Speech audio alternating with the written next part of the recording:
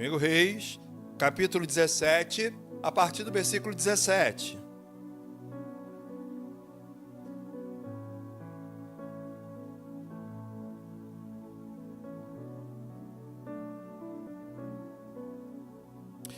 Depois disto, adoeceu o filho da mulher, da dona da casa, e a sua doença se agravou tanto que ele morreu. Então, disse ela a Elias: que fiz eu, homem de Deus? Vieste a mim para trazeres à memória a minha iniquidade e matares o meu filho? Elias lhe disse: dá-me o teu filho. Tomou-o dos braços dela e o levou para cima, ao quarto, onde ele mesmo se hospedava, e o deitou em sua cama.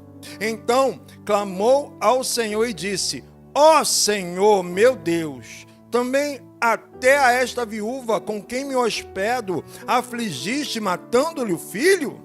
E, estendendo-se 3 vezes sobre o menino, clamou ao Senhor e disse: ó Senhor meu Deus, rogo-te que faças a alma deste menino tornar a entrar nele.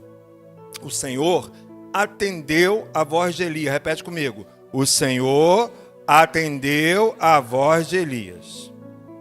E a alma do menino tornou a entrar nele, e ele morreu. E ele reviveu. Elias tomou o menino e o trouxe do quarto à casa, e o deu à sua mãe e lhe disse: vê, teu filho vive. Então a mulher disse a Elias: nisto conheço agora que tu és homem de Deus e que a palavra do Senhor na tua boca é verdade. Meu irmão, minha irmã, todos aqui conhecem o relato da viúva de Sarepta. E se eu perguntar para você o que aconteceu, você vai dizer: a mulher que Deus manda Elias procurar e não tinha nada senão um bocado de farinha e um pouco de azeite, e através da oração do profeta Elias, a farinha nunca acabou e o azeite nunca acabava, e houve uma multiplicação, e aquela mulher viúva, o qual o marido tinha morrido e tinha um filho, conseguiu se manter. Mas poucos falam da segunda parte da história da viúva de Sarepta. E é essa parte que eu trouxe para você agora. Aquela mulher havia experimentado o sobrenatural de Deus, mas agora ela se depara com uma tragédia. E eu me lembrei da aula que o pastor Wellington deu ainda há pouco pela manhã, e que nós, mesmo sendo servos, mesmo experimentando da glória do Senhor, mesmo experimentando do poder de Deus em nossas vidas, não estamos escusos de algo ruim acontecer conosco. Pode acontecer. Vivemos num mundo mau, onde coisas ruins acontecem. Aquela mulher viúva, aquela mãe, estava preparada para morrer de fome, porque ela não tinha mais nada para comer. Lá no versículo 1 você vai ver sobre isso. Deus envia Elias, e através do profeta, o extraordinário de Deus acontece naquele lugar e a vida. Mas de repente, o filho da viúva vem a falecer. Talvez aqui hoje existam pessoas que estão vivendo com algo morto dentro de si. Existem pessoas aqui hoje que estão carregando sonhos enterrados. Existem pessoas aqui hoje que estão sustentando um sorriso por fora, mas por dentro estão carregando luto, dor e angústia. Mas eu quero pegar emprestado o tema as nossos cultos de quinta-feira, e eu quero liberar uma palavra sobre a tua vida nessa hora. Deus fará o sobrenatural na tua vida. Deus, Ele entra em lugares onde há morte para liberar vida. E eu creio que o Senhor está entrando na tua vida, se você assim permitir. E onde há algo morto na tua vida, Deus reviverá, assim como Ele reviveu o filho daquela viúva. E você pode estar pensando assim: ah, pastor, essa palavra é só para a mãe. Não! Essa palavra é para a igreja. É claro que nós temos Dia das Mães, a igreja, né, tem que fazer algo para isso, mas o foco aqui não é as mães, é Jesus, é Deus. É algo que Deus está fazendo e vai fazer sobre a tua vida.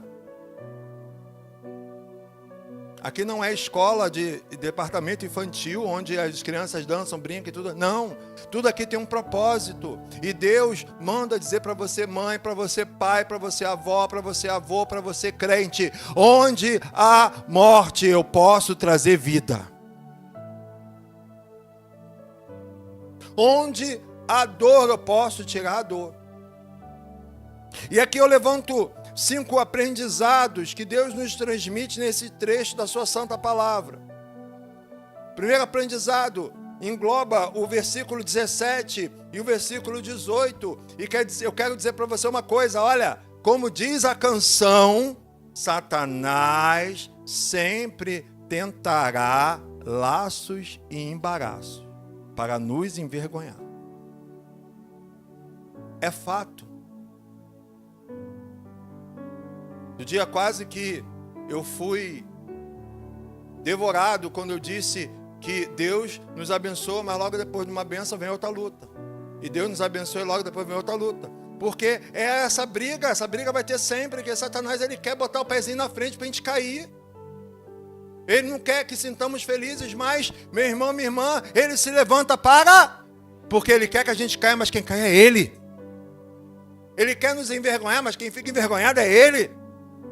E olha a história dessa viúva, um milagre já havia acontecido, minha irmã Ivani, naquela casa. Eu fico imaginando, Ebraine, como é que deve ser, né? Você ficar derramando azeite, o azeite não acaba. Derrama azeite, o azeite não acaba. Come a farinha não acaba. Vai lá, a farinha está lá. Algo, meu Deus, não tem mais nada, eu pensando na cabeça daquela mulher. E detalhe, a mulher não era judia.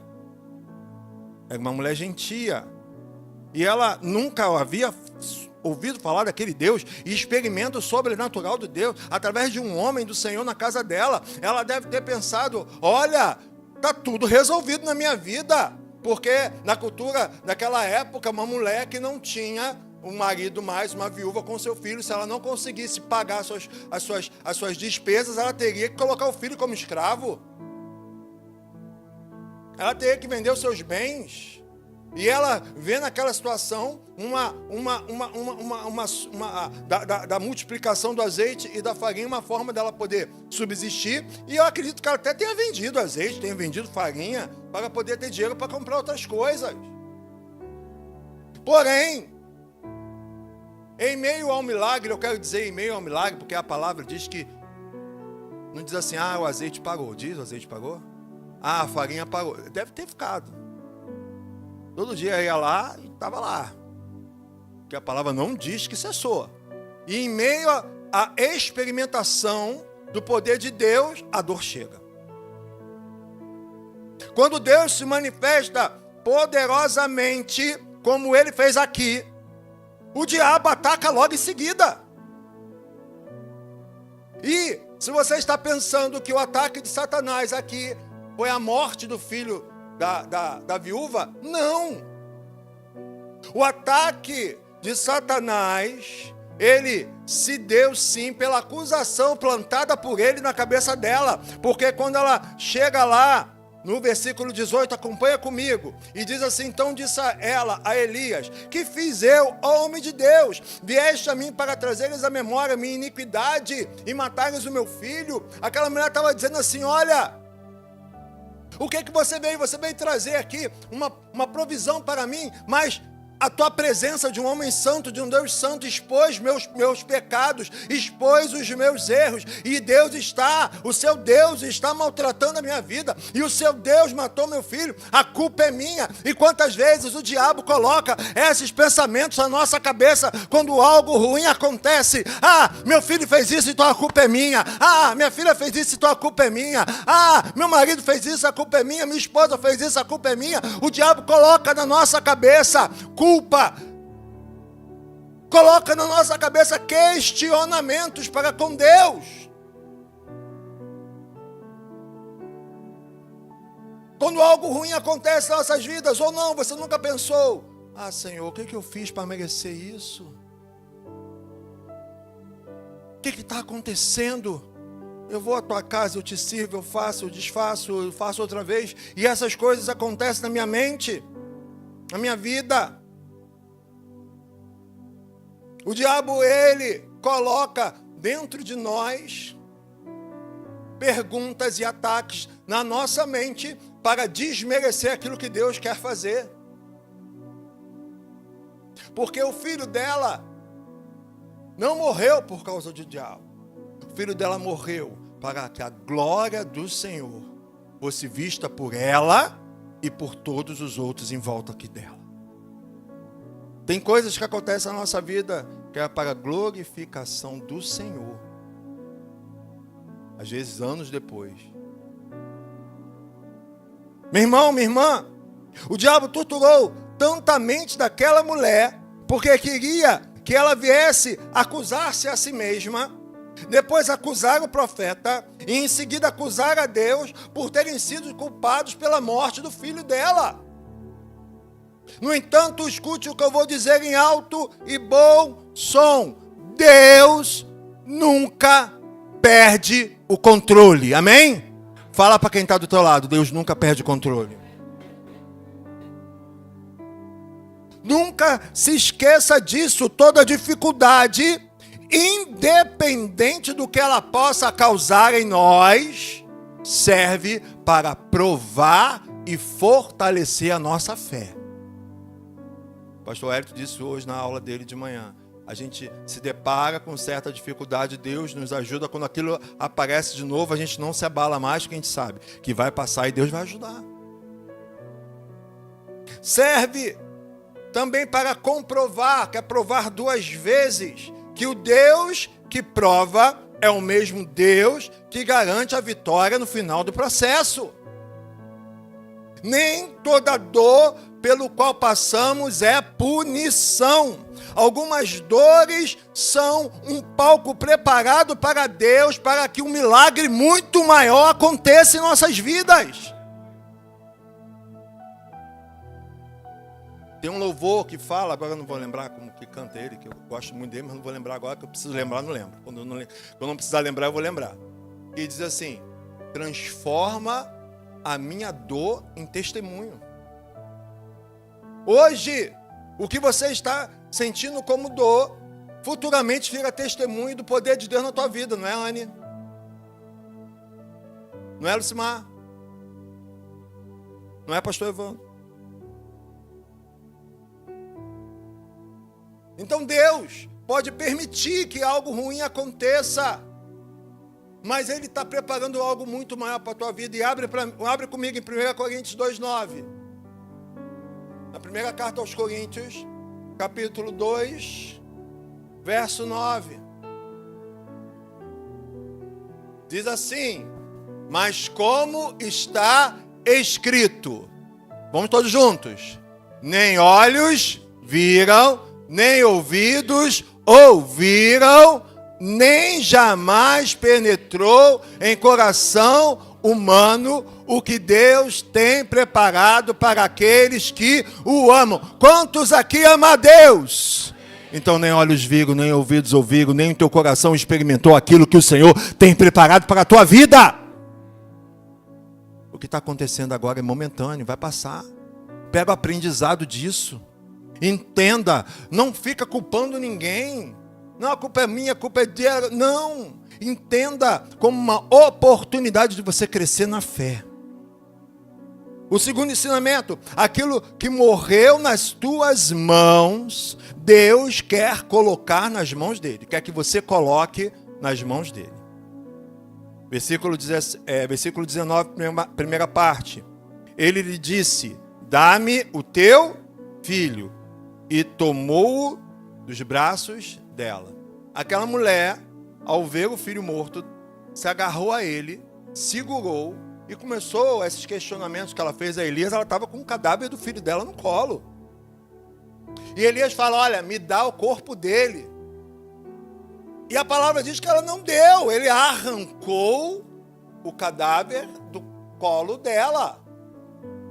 Porque nós, irmão, Temos a mania terrível, e eu coloquei nós, porque às vezes acontece comigo, de nos agarrar ao que está morto. De nos agarrar às tragédias. De nos agarrar às dificuldades. E ficamos, Deus meu, ai meu Deus, e agarrando ali. E Deus te diz nessa manhã, mãe. Deus te diz nessa manhã, pai. Deus te diz nessa manhã, irmão e irmã. Entrega nas minhas mãos aquilo que está morto na tua vida. Não se agarre ao que está morto. Porque quando eu me agarro ao que está morto, o que eu tenho para mim é podridão. Cheiro mal. Cheiro de morte. Não! Eu tenho que crer, como eu disse no início, que eu tenho um Deus que traz vida onde há morte. Então eu dou para Ele, Senhor, toma. Toma nas tuas mãos. Porque muitas vezes o Senhor tem que fazer igual a Elias, tem que arrancar das nossas mãos, porque a gente não larga. A gente não solta. Né? Passamos por um problema, hoje é domingo, né? Passamos por um problema na quarta-feira. Aí sofre na quarta, sofre na quinta, sofre na sexta, sofre no sábado, sofre no domingo. Aí vem aqui, recebe uma palavra, mas em vez de sair com a cabeça erguida, sai sofrendo porque está agarrado naquilo que está morto. Ei! Vira a página! Vai para frente! Mas pastor, eu não sei e não consigo soltar. Então bota o teu joelho no chão e fala, Senhor, arranca de mim agora. Arranca o que está morto na minha vida agora. O Senhor nos faz, assim como Elias fez com a mulher, me dá o que está morto. A viúva precisou soltar o cadáver do seu filho para ver que Deus poderia agir na vida dela a partir de Elias. Sabe uma coisa que eu aprendi nesses meus 17 anos de dificuldade? Eu não sou doente, eu estou doente. Eu não sou desempregado, eu estou desempregado. A minha família não é destruída, ela está destruída nesse... Porque sabe por quê? O verbo estar e o verbo ser são verbos totalmente diferentes. Ser é algo definitivo, estar é algo transitivo. Vai passar. Né? Ai, pastor, meu filho é homossexual. Não, ele está. Porque Deus, ele pode mudar toda e qualquer situação. Então aquele menino não era um morto, ele estava morto. Nós não podemos desistir das nossas vidas, da nossa casa. Estamos no meio da família, da nossa família. Hoje, Deus está dizendo para mim e para você. Assim diz o Senhor, e presta atenção, igreja, entrega para mim os sonhos que estão mortos dentro de você. Entrega para mim as tuas esperanças que foram frustradas pela demora e falta de fé. Entrega para mim as áreas da tua vida que estão mortas. E eu, assim diz o Senhor, trarei vida onde antes só havia morte. Por isso, feche teus olhos. Começa a entregar ao Senhor aquilo que está morto dentro de você. Aquilo que já está chegando mal, e fala, Senhor, toma. Toma, Senhor. Toma, Senhor. Pode arrancar, Senhor. Pode arrancar. Pode arrancar, Deus, em nome de Jesus. Transforma, Pai, aquilo que está morto em vida. Em nome de Jesus, restitui a alegria. Restitui, Senhor, em nome de Jesus, a fé. Em nome de Jesus. O terceiro aprendizado. Para Deus agir, algumas vezes é preciso se preparar. E estamos aí no versículo 19 ao 21. Elias, ele pede o corpo do menino e começa a orar ali perto da mãe dele. O que ele faz? Ele pega o corpo, pega no colo, sobe as escadas e vai para o quarto que havia em cima. Certamente, ele já havia feito milagre na vida dela, devia estar passando uns dias ali, porque Deus mandou ele para lá para não morrer de fome, tá? Não esquece isso não. Ela acabou alimentando também o profeta. Então ele foi, subiu, os quartos eram em cima, Geralmente os quartos dos hóspedes eram em cima, então ele subiu e saiu daquele ambiente. Não que ele não poderia fazer um milagre ali, Deus não poderia fazer um milagre naquele lugar. Porém, Elias toma e sobe a um lugar separado. Sobe ao que você às vezes chama de quarto de guerra. Sobe ao que você às vezes chama de um lugar secreto. Sobe ao que você às vezes chama de refúgio do guerreiro ou da guerreira. A gente tem um lugarzinho. Eu tenho um lugar na minha casa. Quando eu quero, fugir. Na verdade é lá no quintal, lá atrás. Então assim, eu sei que ali... Mas por que Elias faz isso? Porque muitas vezes quando você precisa clamar, orar ao Senhor, não é que as pessoas da tua casa te atrapalhem, mas o andar de todos ali, a falação, aí um liga a televisão, aí um reclama, ai, eu estudei, mas não sei se eu consegui estudar tudo.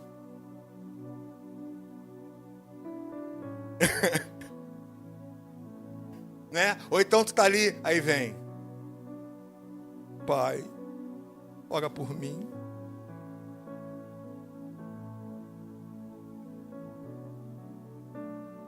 Ou então vem outro, Pai, hoje eu não estou com vontade nenhuma de ir para o estágio. Será que seria mal se eu fizesse uma oração para o meu orientador me ligar e dizer que eu não preciso ir?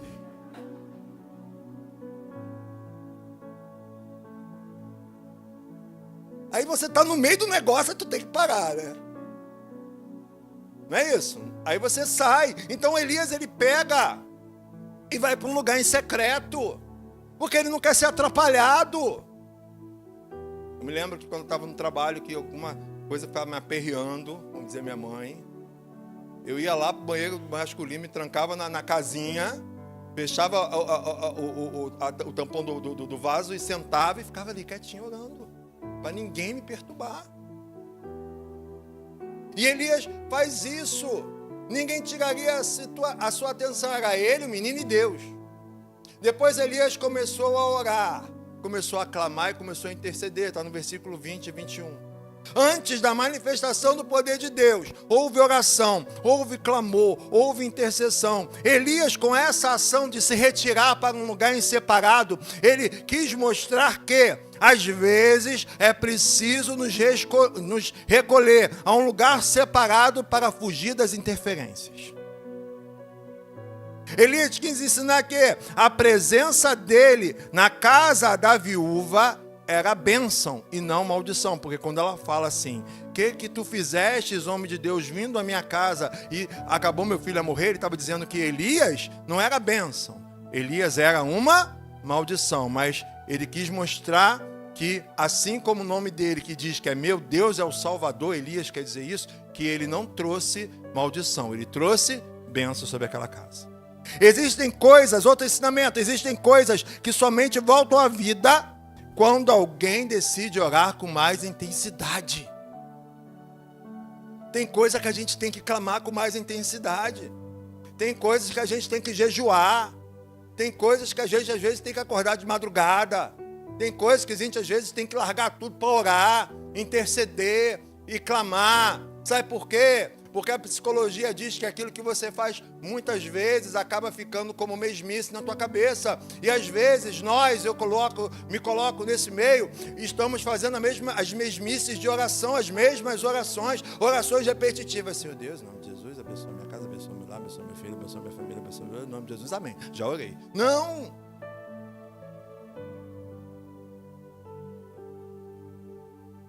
No dia eu estava orando, Deus puxou minha orelha. Falou assim, cara, mas tu pede, hein? Juro, gente. Foca no negócio aí, pô. Porque às vezes a gente sai atirando para tudo quanto é lado. E muitas vezes aquilo que está te apertando, tu nem fala. Então foca, clama. Uma vez eu estava no desespero. E, se eu não me engano, quem estava me visitando era o pastor Simair Reidson. Calor terrível, com uma dor. Meu Deus, aquele dia foi terrível para mim. E eu comecei a gritar. E comecei aí você começa, que você vai tomado pela dor, Senhor, o que o Senhor está fazendo comigo? Senhor, isso gritando. Senhor. E o Osimar Reis só olhando assim, quietinho. E eu gritando, me contorcendo. Depois eu fiquei pensando assim, meu Deus, parece até o Exorcista, né? Só faltou minha cabeça rodar. Aí eu gritando. Aí eu parei. Né? Aí Deus falou, o que tu tá fazendo? Vai palhaçada. Eu falei assim, mas mesmo assim, mediante tudo isso, Senhor, eu não vou te largar. Às vezes a gente tem que botar pra fora. Vocês não fazem isso com pai e mãe também? Não é, mãe? Seus filhos não fazem isso com vocês às vezes? Sai... É bem verdade que se você tiver um filho igual o Nicolas, ele vai fazer uma palestra de toda a situação que está acontecendo na vida dele. Ele vai linkando uma coisa na outra, né? Que tudo tem uma lógica. Aí quando tu pensa que acabou, ele não acabei ainda não. Aí você tem que ter paciência, tem que ouvir, né? Faz isso com Deus também. O quarto ensinamento: Deus é especialista em devolver vida ao que estava morto.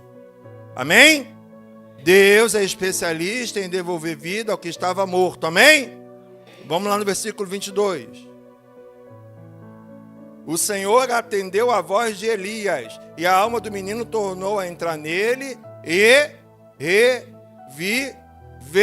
Isso revela algo extremamente poderoso.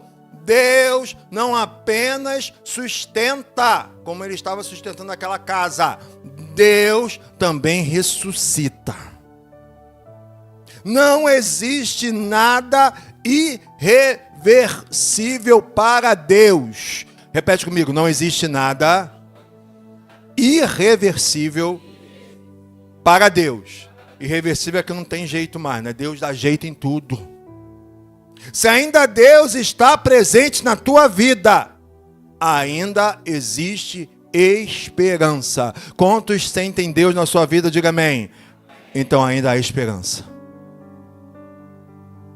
Deus te fala: veja, aquilo que morreu ainda vive. Porque eu posso trazer a vida de novo. Quinta lição: Deus pode avivar a tua fé. Eu estava pensando, né? Aquela mulher, ela, como já disse aqui várias vezes, ela provou algo sobrenatural. E agora eu vejo o motivo da morte do filho dela, era para reavivar a fé dela. Porque, às vezes, quando Deus faz algo sobrenatural da nossa vida, principalmente algo material, dá um emprego, dá alguma coisa, um bem, você acaba se apegando àquilo. E não ao Deus que te deu. Você esquece que foi Deus que te deu. E na escola bíblica de manhã eu falei isso, né? Que Deus me castigou. E eu perdi meu emprego com 5 meses de casado. Porque Deus queria acabar com a minha soberba. E eu entendi. E eu vi.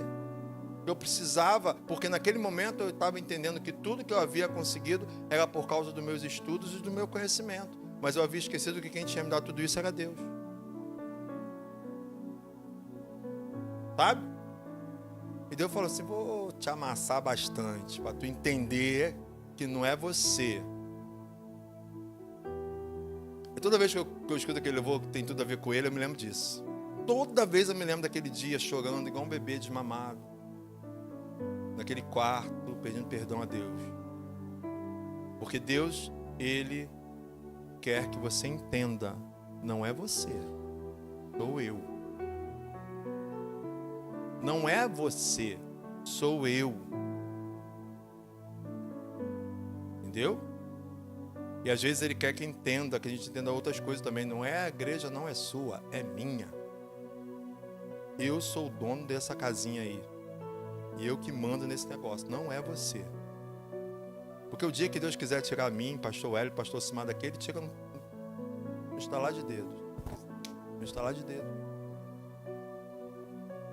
Entenda, um milagre não aconteceu apenas no momento que o filho dela ressuscitou. O maior milagre aqui não foi o filho dela reviver, foi a fé dela, a declaração de fé dela, no versículo 24.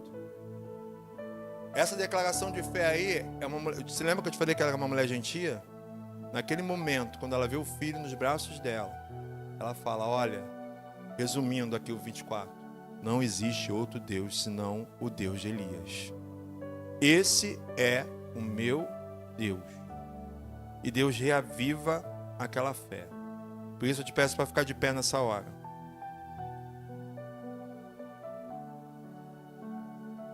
Aquela mulher passou por uma primeira prova, a prova da escassez.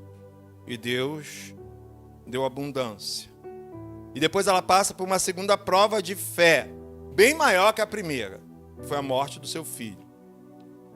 Mas mesmo assim, aquela mulher teve a sua fé fortalecida. Por isso eu quero te convidar, igreja do Senhor, se revista do Espírito Santo de Deus. Você que está passando por lutas, você que é essa pessoa que entrou aqui com algo morto dentro de você, se revista do Espírito Santo de Deus e diga ao inferno nessa hora. Roberto Carlos, vou pedir emprestado aí tua frase, hein, Roberto Carlos? Fala assim para ele, pode vir quente, que eu estou fervendo do poder de Deus na minha vida. Pode vir quente, que tu vai bater com a porta, com a cabeça com a cara na porta. Pode vir quente, que eu estou fervendo, porque em mim está o Espírito Santo do Senhor. A viúva enxergava um cadáver no colo dela, e Deus enxergava um futuro testemunho. A viúva via o fim da história, Deus enxergava um cenário de milagre. Deus te diz nessa hora, olha para mim, ainda não terminou. Está ouvindo, Jaqueline? Ainda não terminou. Não acabou. Eu tenho poder, não eu, diz o Senhor, para trazer vida ao que está morto. Não é o fim. Não é o fim. Receba a bênção e que a graça de nosso Senhor e Salvador Jesus Cristo, o amor de Deus Pai, a comunhão, a doce consolação do Espírito Santo esteja sobre você, sobre todo o povo de Deus, agora e para sempre. Esperamos te ver na próxima semana em mais um culto, aonde o nome do Senhor será exaltado, aonde o nome do Senhor será apresentado. Ele é a única solução, porque Ele é o caminho, a verdade e a vida. Ninguém vai ao Pai, senão por Ele. Receba o nosso abraço.